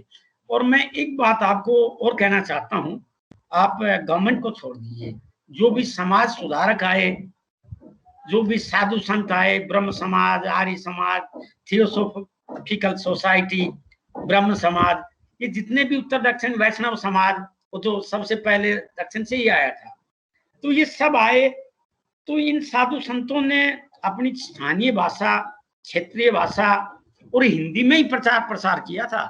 और जो भी रियासतें होती थी पूर्व पुराने काल में, जैसे शिवाजी महाराज को ले लीजिए, पेशवाओं को ले लीजिए, होलकर्स को ले लीजिए, वो अपनी क्षेत्रीय भाषाओं में ही बात करते थे, उसमें प्रचार प्रसार करते थे। यहाँ तक कि मुस्लिम जो भी संत होते थे, सूफी जिनको बोलते थे, वो भी प्रचार प्रसार स्थानीय भाषा में करते थे, हिंदी में करते थे। तो उन्होंने बड़ा योगदान दिया। और जो भी मैडम ने पंजाब से गुरु गोविंद सिंह जी का, गुरु नानक देव जी का जिक्र किया था, तो वहां भी हिंदी का बड़ा प्रचार प्रसार हुआ था। दक्षिण में निजलिंगप्पा जी ने हिंदी का बड़ा प्रचार प्रसार किया। हमारी डेमोक्रेटिक पार्टी जो भी है, मंदिर में जाते हैं, मुझे मंदिरों को में भी, जब भी मैं जाता हूँ तो मंदिरों में जाता हूँ, वहां तो हिंदी सब जगह से, वो जगन्नाथ मंदिर ले लीजिए, मीनाक्षी टेम्पल ले लीजिए, रामेश्वरम ले लीजिए, सब जगह हिंदी का ही वो होता है। तो जब गांधी जी पर आते हैं कि जब उन्होंने कहा, देखा तो उनको बड़ा गुस्सा आता था कि कई व्यक्ति अपनी पत्नियों को डांटते थे कि तुम्हें अंग्रेजी क्यों नहीं आती, और वो कहते थे अंग्रेजों से, मेरे मित्रों से जब बात करनी हो तो अंग्रेजी में करो। तो गांधी जी ने कहा ये बड़ी गलत बात है कि घरों में ऐसा नहीं होना चाहिए, इस तरह का वातावरण अंग्रेजी का। घरों में अपनी मातृभाषा सीखो, हिंदी सीखो, लेकिन अंग्रेजी में बात करना मतलब दूसरे की संस्कृति। जब आप कोई भाषा का उपयोग करते हैं तो उसकी संस्कृति को ले रहे होते हैं परोक्ष रूप से। तो अंग्रेजी का जब परिवेश होगा, वहां की ज्योग्राफी पढ़ाई जाएगी, वहां का भूगोल, वहां के लैब कहाँ क्या है, तो वहां का परिवेश आएगा ही नहीं। जब आप हिंदी में पढ़ाएंगे या मातृभाषा में अपने पढ़ाएंगे तो वहां की मतलब जो भी धूप छांव, संस्कृति, मिथ, कहानी, नाटक, नौटंकी, नृत्य, उन सब की संस्कृति को आत्मसात करेंगे। अंग्रेजी वो आत्मसात नहीं कर पाएगी, भारतीय संस्कृति को भी नहीं कर पाएगी। तो गांधी जी कहते थे भाई ये कोई भी संस्कृति आकर अंग्रेजी के माध्यम से हमारे ऊपर हावी हो, वो मैं नहीं चाहता। वो ठीक है, खिड़की कितना उसका उपयोग करो, लेकिन मैं उनको ज्यादा ड्राइंग रूम में जगह दे सकता हूँ, इसको मैं अपने बेडरूम तक कभी नहीं पहुंचने दूंगा, गांधी जी ने कहा। जिसके लिए मुझे क्यों ही, अगर ये संस्कृति विदेशों की पूरी तरह हमारे घर में आ गई बेडरूम तक, तो हमारे संस्कृति को ही उखाड़ फेंकेंगे। तो गांधी जी ऐसा नहीं चाहते थे। तो गांधी जी ने इसके लिए रणनीति बनाई थी। उन्होंने दक्षिण भारत, उन्होंने कहा दिक्कत नहीं आए किसी को, तो गांधी जी ने दक्षिण भारत हिंदी प्रचार सभा का इंदौर सम्मेलन 1918 में निर्णय लिया गया था, और उन्होंने दक्षिण भारत हिंदी प्रचार सभा में स्थापित की। काफी लोग दक्षिण के, पूर्व के, वो सब सम्मेलन होते थे, हिंदी साहित्य सम्मेलन, नागरिक प्रसारणी सभा, तो उनको बुलाया जाता था। वहां की प्रयाग से, आगरा में, पूर्वोत्तर मैंने देखा काफी कुछ लोग पूर्वोत्तर के आगरा और वर्धा से आज ग्रांट उनको आज भी जाती है। और दक्षिण भारत प्रसारणी सभा सबको बराबर, मतलब उनके इतने समर्पित हैं। जो वेव मैंने देखी चेन्नई में हिंदी के लिए, तो जो एक स्पंदन जो विज्ञान भवन में नहीं आता, जब राष्ट्रपति अवार्ड दिए जाते हैं हिंदी के, वो मैंने दक्षिण भारत हिंदी प्रचार सभा में देखा। तो वो चारों राज्यों के लिए बड़ा उन्होंने सुदृढ़ किया है।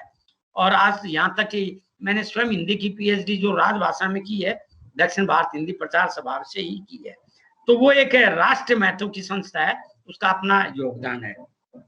और आपको आश्चर्य होगा ये सुनकर, आजादी से पहले जब 1960 का दशक था, तो उस समय क्या होता था, चक्रवर्ती राजगोपालाचारी जी होते थे वहां के मुख्यमंत्री, सुबह बोलते थे, तो चारों राज्यों तो एक ही सुबह होता था। तो वहां मैट्रिक में 1960 के दौर में हिंदी अनिवार्य पढ़ाई जाती थी। और यहाँ तक का था, उन्होंने कहते थे हिंदी तो माँ के दूध की तरह है, जैसे माँ का दूध बलिष्ठ हमें करने वाला है, वैसे हिंदी सबको बलिष्ठ करते हैं। वहां के बड़े बड़े नेता चक्रवर्ती राजगोपालाचारी जी भी उनके साथ थे, और यहाँ से उत्तर दक्षिण से भी काफी नेताओं ने उनका साथ दिया था। और वो आज दिन दुगनी रात चौगुनी प्रगति कर रही है दक्षिण भारत हिंदी प्रचार सभा। वहां के जो एक मैंने देखा रजिस्ट्रार प्रोफेसर थे, वो तो पूर्वोत्तर से थे और हिंदी में डिलीट है। तो बड़े बड़े लोग हैं। आज हिंदी एकेडमी है, हर क्षेत्र में काम कर रही है, हर राज्य में ग्रांट दे रही है हिंदी के लिए।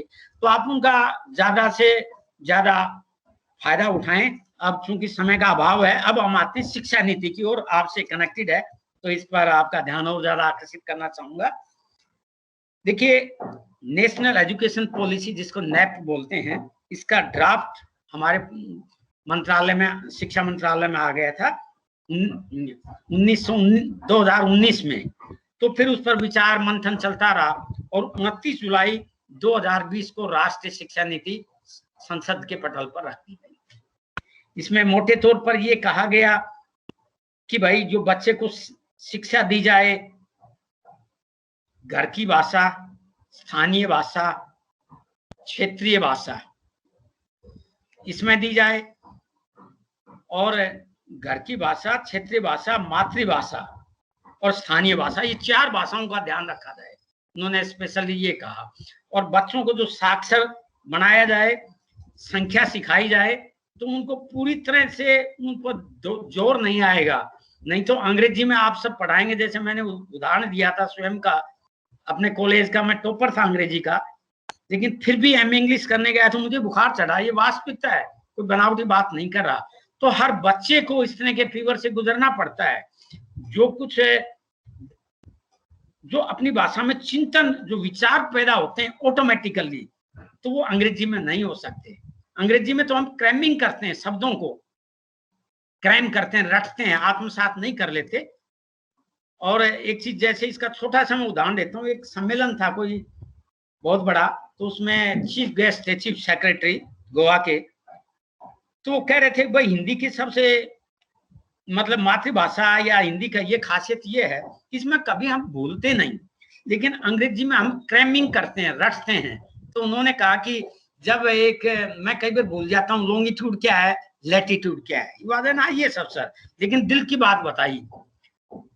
तो मैंने उनको भाषण में बीच में रोका, सर मैं आपको फार्मूला बता देता हूँ। जो लेटी हुई होती है यूं, तो लैटिट्यूड है, और जो ऊपर से खड़ी है वो लॉन्गिट्यूड है, जो लंबाई में है वो लॉन्गिट्यूड है। तो एक एक चीज का कितना महत्व होता है। बाई चांस वो ही सीनियर IAS अफसर हमारे सेक्रेटरी बनकर आ गए राजभाषा विभाग में।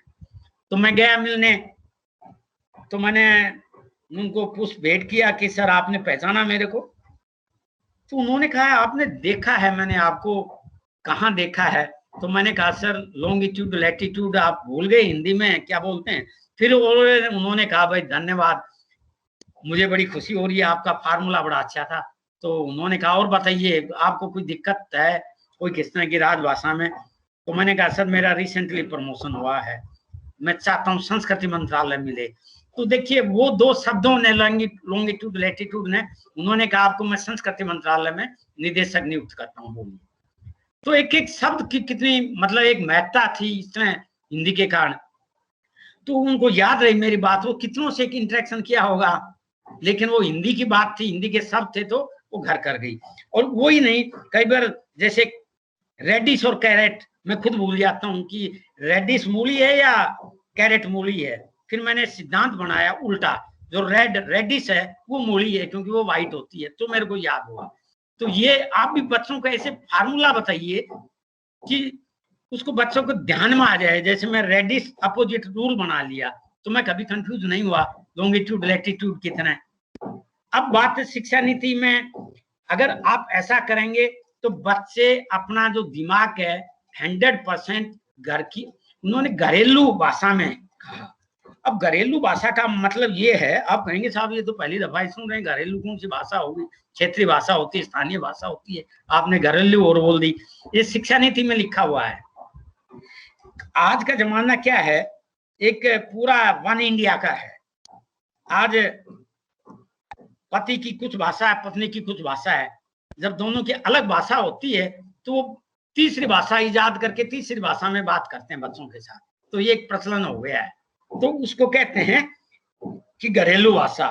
तो वो कहते हैं जहां तक संभव हो, एक समुदाय विशेष का स्कूल है, उसके समुदाय के लोगों से बातचीत करके आप स्थानीय टीचर्स ही रखिए और उनको वहां की भाषा में ही बातचीत हो, उसका माध्यम हो, और परीक्षा भी उसी में होनी चाहिए।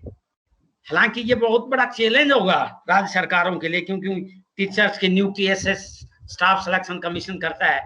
नई शिक्षा नीति ने कहा कि टीचर्स की नियुक्ति स्कूल में ही की जाए और उनकी भाषा में ही प्रश्न पूछे जाए, उसे जिले के आधार पर किया जाए। अगर कहीं ढूंढाड़ी है, जैसे राजस्थान है, ढूंढाड़ी है, मेवाती है, मारवाड़ी है, हड़ौती है, तो इनकी तमाम राजस्थान की भाषाएं हैं। वैसे आंध्रा में, आप कर्नाटका में जाएंगे तो कर्नाटका का उत्तरी क्षेत्र में मराठी बोली जाती है, बोलिए आप। जबकि कर्नाटका क्षेत्रीय भाषा कन्नाडा है वहां की, लेकिन मराठी भी बोली जाती है।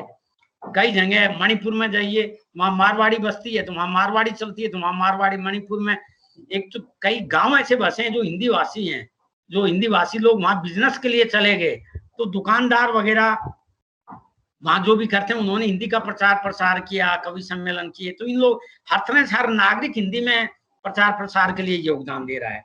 आगे उन्होंने कहा भाई टीचर्स मल्टीलिंगुअल होना चाहिए, ये भी खासियत आएगी। हो सकता है कि आज बच्चे, आप सेक्शंस बनाइए, सेक्शंस ABC जैसे होते भी हैं, जैसे हम पढ़ते थे तो 4-4 सेक्शन होते थे हर क्लास में। तो किस बाहुल्य में बच्चा शिक्षा चाहता है माध्यम, तो उसी में पढ़ाइए। अगर कोई मराठी वाला है तो उसको ठीक है, मराठी भाषी कई हैं, उनकी कॉलोनी है बच्चे, तो उस सेक्शन को मराठी में पढ़ाया जा सकता है, तो टीचर मराठी भी जाने, इस तरह की नियुक्ति की जा सकती है। या गेस्ट लेक्चरर बुलाइए, तो इस तरह के गवर्नमेंट कहती है कि आप उसमें कार्य कीजिए। फिर उन्होंने कहा कि ये जो दोनों जो शिक्षा नीति आई थी उससे परिष्कृत है।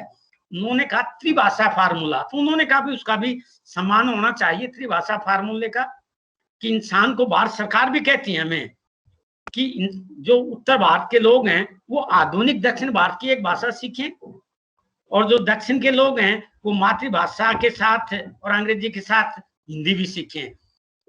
तो ये त्रिभाषा फार्मूला के लिए जो आयोग है वो सभी भारतीय राष्ट्र भाषाओं का दर्जा प्राप्त है। इसमें 22 भाषाएं हैं, उन सबको ग्रांट भारत सरकार की तरफ से जाती है। ये नहीं कि खाली हिंदी के लिए ग्रांट जाती है, सबके लिए बराबर ग्रांट जाती है, और उसको भी बढ़ावा दिया जा रहा है ताकि आपकी शिक्षा नीति भी मतलब संपन्न होती रहे, बराबर चलती रहे, किसी पर कोई प्रतिकूल असर नहीं पड़े। फिर आगे उन्होंने कहा आज की जो रिसर्च बेस्ड है, जैसे यूरोपियन कंट्रीज हैं, तो उसमें क्या होता है कि बच्चा यंग एज में जब वो 10 साल तक का होता है वो 3 भाषाएं बड़ी इजीली सीख सकता है। तो उन्होंने गांधी जी के कंसेप्ट को भी एक्सेप्ट किया कि प्राइमरी एजुकेशन है वो उसकी घरेलू भाषा में दे दो, अगर सबकी एक है या परिस्थिति के अनुसार आप स्थानीय भाषा में दे दो, या क्षेत्रीय भाषा वहां की जो है ज्यादातर मातृभाषा ही करीब करीब होती है उसमें दे दो। लेकिन उसके साथ टीचर्स अभिभावकों की बड़ी रिएक्शन थी, क्योंकि उन्होंने सबने कहा कि नहीं भाई अंग्रेजी के बिना चारा नहीं है, विलेज है। तो उन्होंने कहा ठीक है आप अंग्रेजी भी एक लैंग्वेज के रूप में पढ़ाइए, लेकिन माध्यम जो होगा वो क्षेत्रीय भाषा, स्थानीय भाषा, मातृभाषा, घरेलू भाषा ही होगा। लेकिन इस पर प्राइवेट जो स्कूल्स हैं उन्होंने बड़ी रिएक्शंस की गवर्नमेंट के साथ कि नहीं भी अंग्रेजी होनी चाहिए।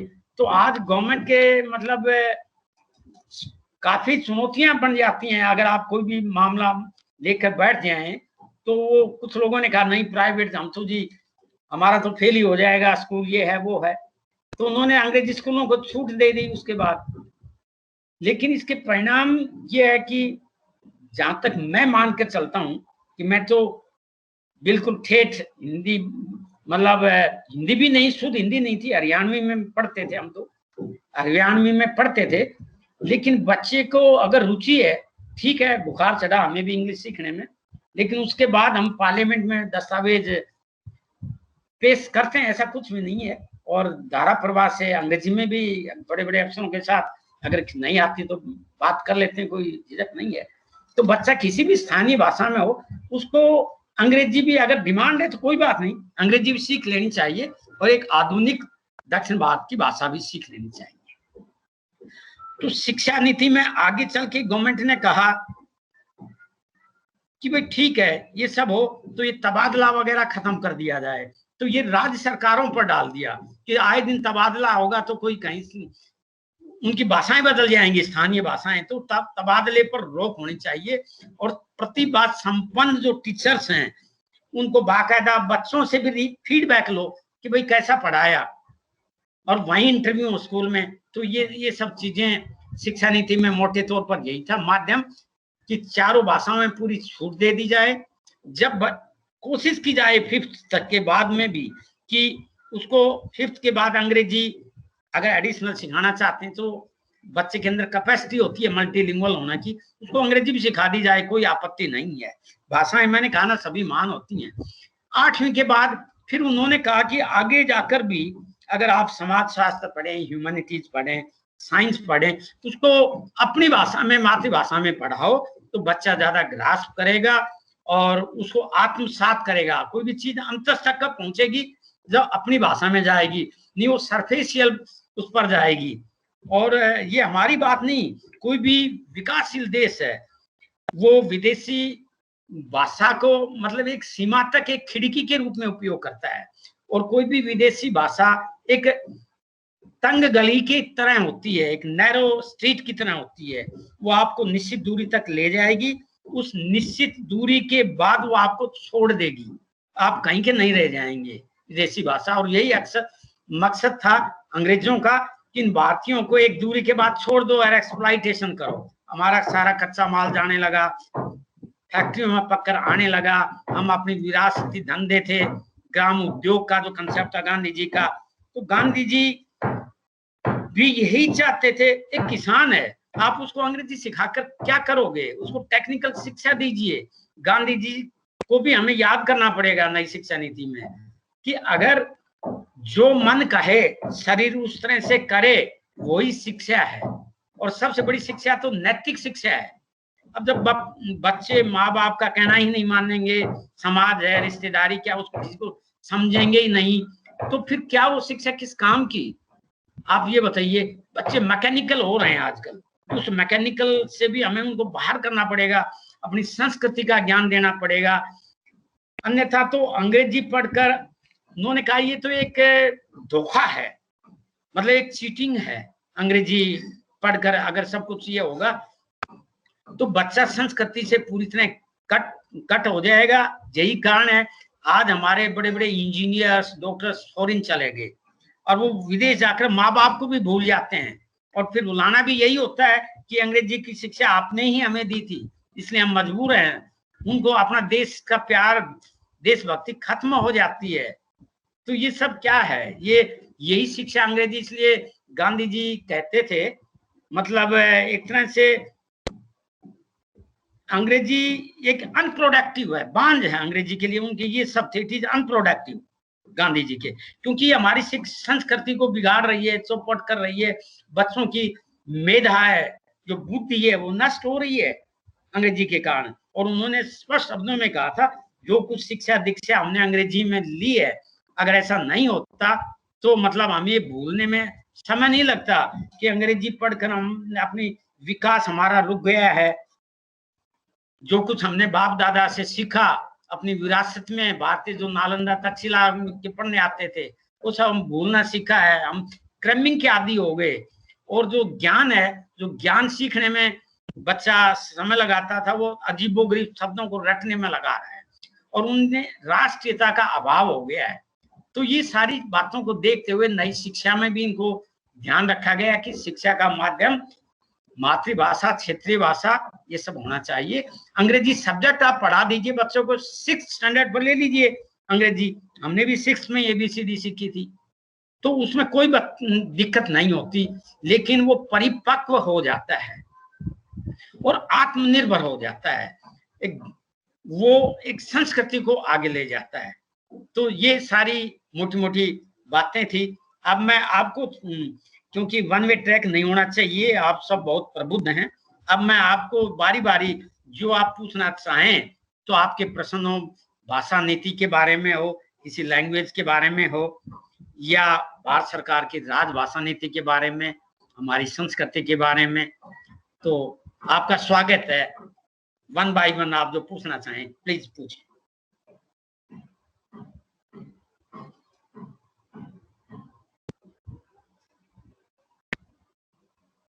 आप आवाज सुन रहे हैं? हेलो, आवाज आ रही है मैडम? बारी बारी, मतलब एक एक स्टेट के एक एक प्रतिनिधि तो पूछें कुछ कुछ।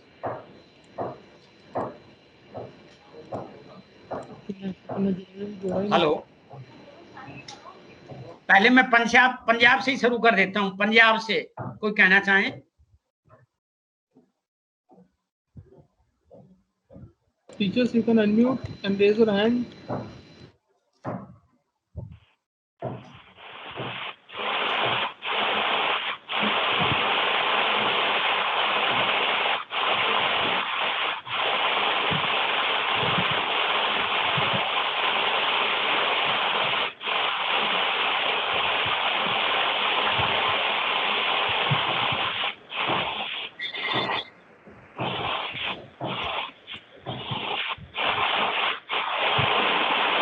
Hello, am I audible?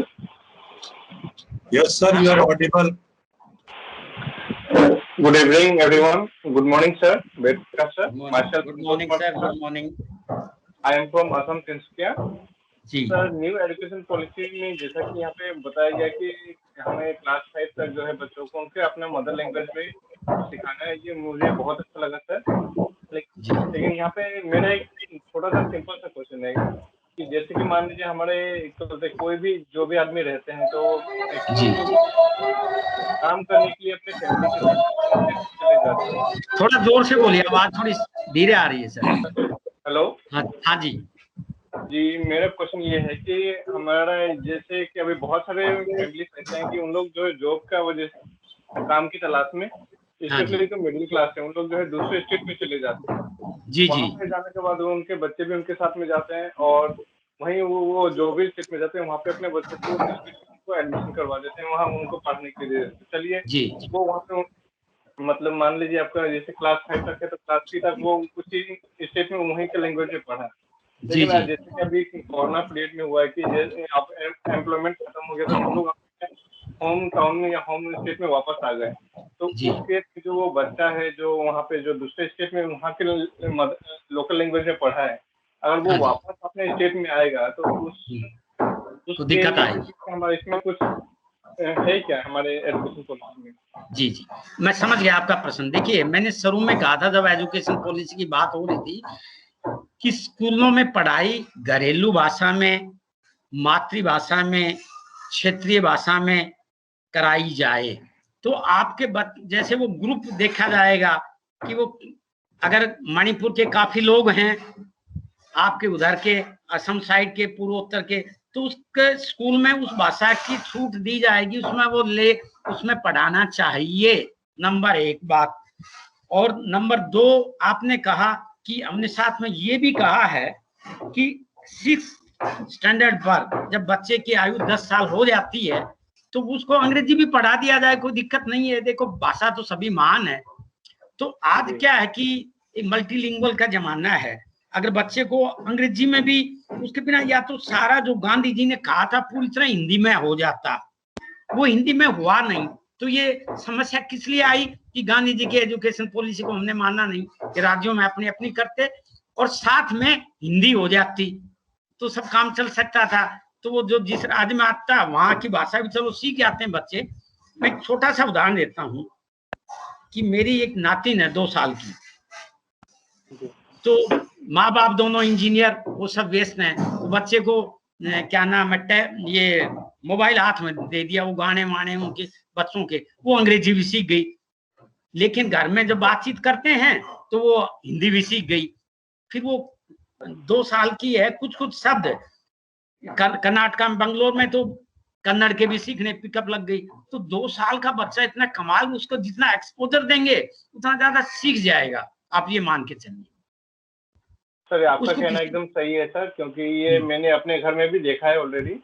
मेरा भतीजा है और फिर मेरी मिसेस की बहन लगेगी, वो भी बहुत छोटी सी, अभी 3.5 साल की है। तो वो भी आपने जैसे बोला ठीक, वो भी जो है अभी 3 लैंग्वेजेस वो सीख गई है, जो है उसमें बातचीत भाषा इसीलिए वो था। थैंक यू, बहुत बहुत धन्यवाद। और आप बहुत अच्छी, बहुत सुंदर और माधुर्यपूर्ण हिंदी बोली, इसके लिए बधाई देता हूँ।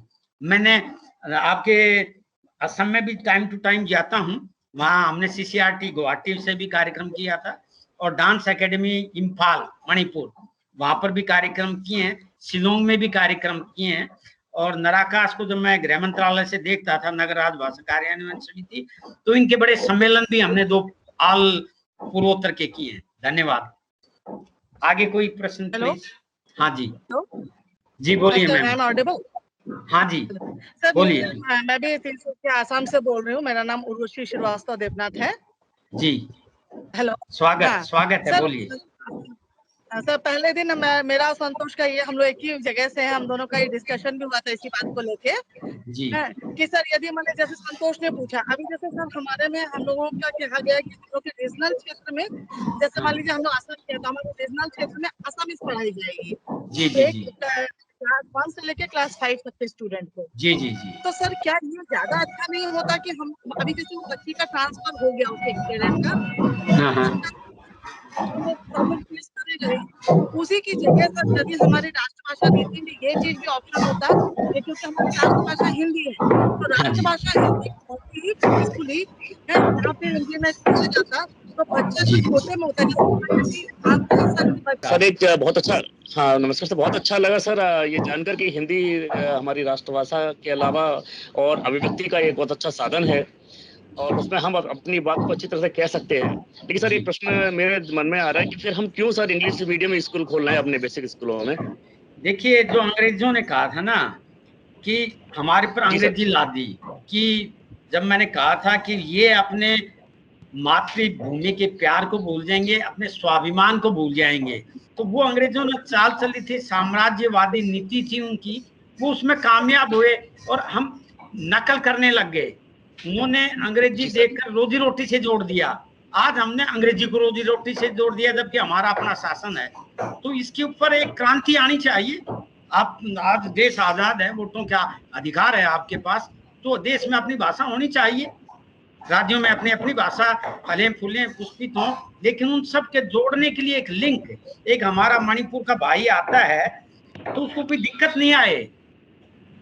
तो इसलिए हिंदी सीखेंगे तो आपका दायरा केरला तक चला जाएगा। अब देखिए, आप तो अवगत हैं, आप तुलसीदास कबीरदास तो उत्तर भारत के थे ना, संत हुए महान, किसके ये अनुयायी थे? रामानुजम के। और रामानुजम को उत्तर भारत में कौन जानता है? लेकिन रामानुजम भी नम्मलवार के शिष्य थे, जिन्होंने वैष्णव संप्रदाय का वो किया। आप लीजिए, तो कहाँ, और रामानुजम उनकी भाषा तो तमिल थी, कैसे उन्होंने प्रचार किया? क्योंकि वो संस्कृत जानते थे, संस्कृत के प्रकांड पंडित थे। तो ऐसे तमाम, वैसे ही इनको ले लीजिए, क्या नाम है, रामकृष्ण परमहंस जी को और विवेकानंद जी को, ये किसके थे? शंकराचार्य के शिष्य। शंकराचार्य जी कालड़ी, उनकी भाषा तो मलयालम थी, लेकिन वो भी संस्कृत जानते थे। इसलिए आपस में बड़ा ही मतलब वो है, तो भाषा तो जानना, हिंदी संस्कृत, ये तो संस्कृत की पूरा अधिकार है, उत्तराधिकार मिला हिंदी को एक तरह से। और हिंदी में, हिंदी का मतलब ये नहीं कि हिंदी का मतलब वो बनारस विश्वविद्यालय वाली हिंदी। हिंदी का मतलब है पंजाबी के शब्द हैं, तेलुगु के हैं, तमिल के हैं, मलयालम के हैं, सभी भाषाओं का समाहार का नाम है हिंदी। आप ये मान के चलिए, तो उसमें तो सभी भाषा समाहित हैं। और एक जो राष्ट्रीय ध्वज को सम्मान है, वो राष्ट्रभाषा को मिलना चाहिए, और मिल रहा है धीरे धीरे। ठीक है, एजुकेशनली हम कई बार फनेटिक हैं, वैक्सीनेशन में लोगों को जीवित करने के लिए, रक्षा के लिए हम, उसमें लोग नहीं मानते, आप क्या कर लेंगे? तो उनको एजुकेट करना पड़ेगा। वो सारी जिम्मेदारी आप लोगों की, राष्ट्र के निर्माता हैं हम, आप लोग। प्राइवेट सेक्टर कर रहा हूँ जी। सर, मैं केवल प्राइवेट सेक्टर की बात नहीं कर रहा, मैं इवन बेसिक एजुकेशन की बात कर रहा हूँ। वहाँ पर कुछ स्कूलों को इंग्लिश मीडियम बनाया जा रहा है, हिंदी मीडियम से इंग्लिश मीडियम में कन्वर्ट किया जा रहा है, वो बात समझ में नहीं आती सर। देखिए, गवर्नमेंट वाले को तो छूट नहीं है इंग्लिश मीडियम की, प्राइवेट को छूट दे दी है, क्योंकि वो पैसा खर्च कर रहे हैं, लेकिन नहीं, जो एजुकेशन पॉलिसी है, देखिए ये विषय राज्य सरकारों के हैं।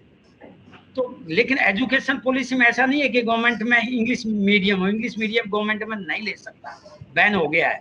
लेकिन प्राइवेट को छूट दे दी है, आप इंग्लिश सब्जेक्ट पढ़ लीजिए, कोई दिक्कत नहीं है, लेकिन मीडियम तो आपका बच्चा कहेगा मेरा फंडामेंटल राइट है, एजुकेशन पॉलिसी में हिंदी में सब अभिभावक एक आवाज में कहेंगे तो प्राइवेट भी हिंदी में पढ़ाने लग जाएंगे, क्योंकि फीस तो आप दे रहे हैं ना, स्कूल को आप चला रहे हैं, प्राइवेट को खाओ, अंग्रेजी बंद करो, बच्चे को हिंदी में पढ़ाएंगे तो उसकी क्या मजाल है कि प्राइवेट आपको वो करें।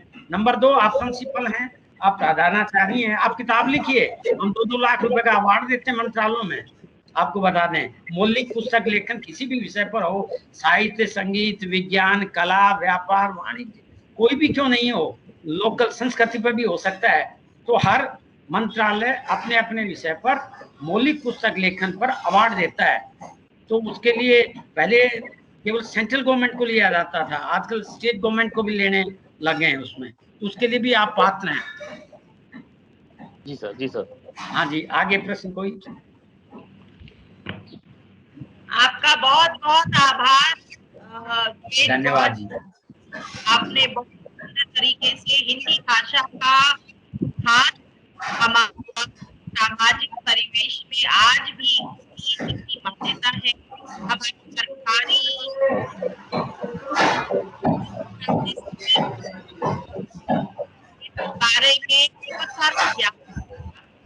द्वारा हिस्टोरिकल पर्सपेक्टिव भी समझाया, एक कुछ रिजाउंडिंग ज्यादा हो रही है, आवाज कुछ समझ में कम आ रही है, रिजाउंडिंग है। हिंदी भाषा का जो आज हमारे सामने अंतर्राष्ट्रीय स्तर पर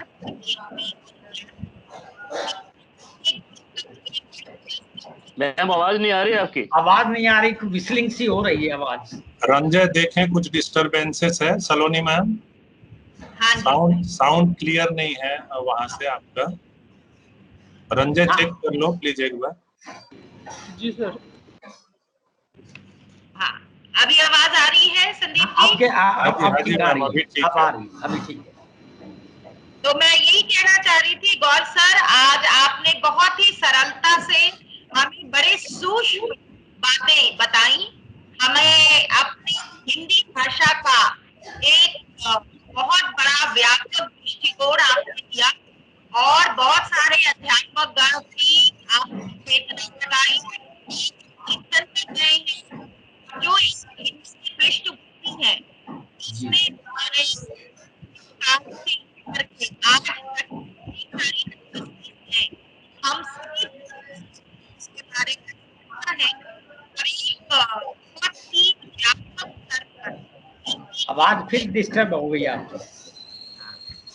किस तरह से अंतर्राष्ट्रीय लेवल में भी लोगों के द्वारा आज मान्यता प्राप्त कर रही है, इसकी जानकारी से आपने हम सब एक भाषा को लिखते हुए राष्ट्रीय गौरव को जगाया है।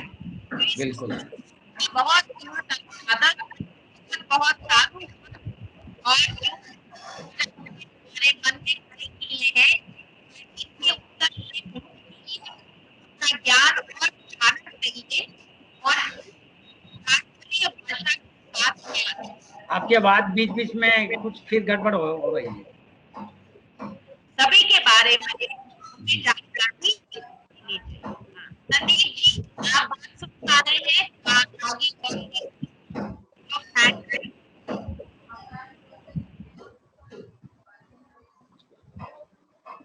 रंजन कुछ ट्रबल है, नहीं आ रही है आवाज में बीच में चल वो विस्लिंग सी आती है कुछ। जी जी सर। चलो आगे कोई और प्रश्न हो सर किसी का? मैडम धन्यवाद, आपके विचार बड़े अच्छे हैं लेकिन वो आवाज कुछ गड़बड़ सी आ रही है। आगे कोई और पूछना चाहें कुछ? हाँ सर, आपको बहुत बहुत धन्यवाद। धन्यवाद मैम आपका भी। आपने बहुत अच्छी जानकारी दी और हमारे मन में बहुत सारे प्रश्न को उठाया जो कि जिनका जवाब ढूंढना हम बुद्धिजीवी का काम है और उन्हीं की प्रेरणा से शायद हम हिंदी गौरव को अपने जन और अपने बच्चों तक पहुंचा पाए। तो आपका बहुत बहुत धन्यवाद। शुक्रिया। Thank you Gaur sir. Saloni ma'am vote of thanks के लिए थैंक यू, आपने इंटरवेन किया और सभी टीचर्स का धन्यवाद। काफी जेन्युइन क्वेश्चंस आए हमारे पास में, क्योंकि गौर सर ने जो कवरेज हमेशा वो करते हैं जिस तरीके से क ख ग एरिया सभी एरियाज को लिया, क्योंकि सर का सीधा अनुभव है उन क्षेत्रों में काम करने का और संवैधानिक जो परिस्थितियां हैं जो बनाई गई हैं संविधान में, हमारे नियम बनाए गए, अनुच्छेद बनाए गए हैं, सर ने सभी को डिस्क्राइब किया। सर पुनः आपका धन्यवाद और हम 15 मिनट का गैप करें नेक्स्ट सेशन को स्टार्ट करने से पहले। गौर सर का पुनः धन्यवाद, सभी शिक्षकों का धन्यवाद और साहब मैं भी दिल से आपके प्रति आभार व्यक्त करता हूं, आपने ये अवसर दिया सबसे रूबरू होने का। सर आप जुड़े रहें और CCRT में हम लोगों का मार्गदर्शन करते रहें जिससे राजभाषा के क्षेत्र में हम टीचर्स के साथ अच्छा काम कर सकें। जी सर, महती धन्यवाद।